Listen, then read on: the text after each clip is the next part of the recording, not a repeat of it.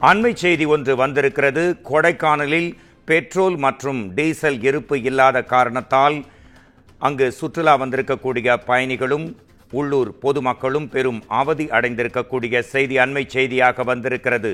Petrol மற்றும் diesel இருப்பு இல்லாததால் கொடைக்கானலில் வாகன ஓட்டிகள் கடும் அவதி அடைந்திருக்கக்கூடிய செய்தி அண்மை செய்தியாக வந்திருக்கிறது. தொடர் விடுமுறை காரணமாக கொடைக்கானலுக்கு சுற்றுலா பயணிகளின் கூட்டம் அலை மோதுகிறது. கொடைக்கானல் நகர் பகுதியில் இருக்கக்கூடிய 3 பெட்ரோல் பங்குகளிலும் பெட்ரோல் மற்றும் டீசல் இருப்பு இல்லாததால் கடும் அவதி அடைந்திருக்கக்கூடிய செய்தி குறித்து தன்னுடைய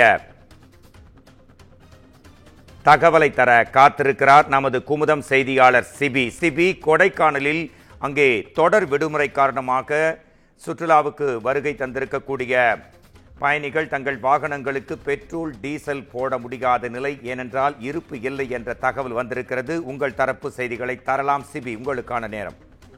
வணக்கம் மோகன்ராஜ். திண்டுக்கல் மாவட்டம் கொடைக்கானலில் விடுமுறை நாட்களில் சுற்றுலா பயணிகள் வருகை அதிகரித்து காணப்படுவது வழக்கம்.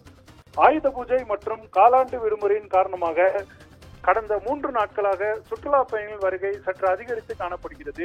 இந்த நிலையில் கொடைக்கானல் நகர் பகுதியில் 3 பெட்ரோல் பல்குகள் உள்ளன.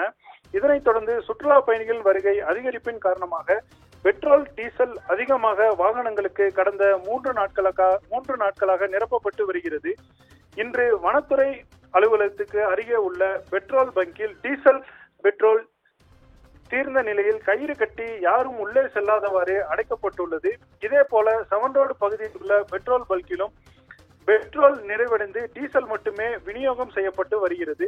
அதுவும் முடிவடையும் தருவாயில் உள்ளது. இன்னும் சில மணி நேரங்களில் இந்த நிலை தொடர்ந்தால் கொடைக்கானல் நகர் பகுதியிலேயே டீசல் மற்றும் பெட்ரோல் இல்லாத சூழ்நிலை ஏற்படும். பெட்ரோல் பல்கிற்கு வரும் இருசக்கர வாகனங்கள் பெட்ரோல் இல்லாமல் திரும்பி செல்கின்றனர். இதனால் உள்ளூர் மக்கள் மற்றும் சுற்றுலா பயணிகள் பெரும் அவதியடைந்து உள்ளனர். கொடைக்கானல் பகுதிகளில் உள்ள பெட்ரோல் பங்குகளில் பெட்ரோல் டீசல்களை விடுமுறை நாட்களில் அதிகமான இருப்பு வைத்திருக்க வேண்டும் என சுற்றுலா பயணிகள் மற்றும் பொதுமக்கள் வேண்டுகோள் விடுத்துள்ளனர். மேலும் பெட்ரோல் பங்க் நிர்வாகத்தில் கேட்டபொழுது இன்று மாலை நேரத்துக்குள் தரைப்பகுதியில் இருந்து லாரி மூலமாக டீசல் மற்றும் பெட்ரோல் கொண்டு வந்து சேமித்து வைத்து மீண்டும் விநியோகம் செய்யப்படும் என தெரிவித்துள்ளனர் என்பது குறிப்பிடத்தக்கது. மோகன்ராஜ்.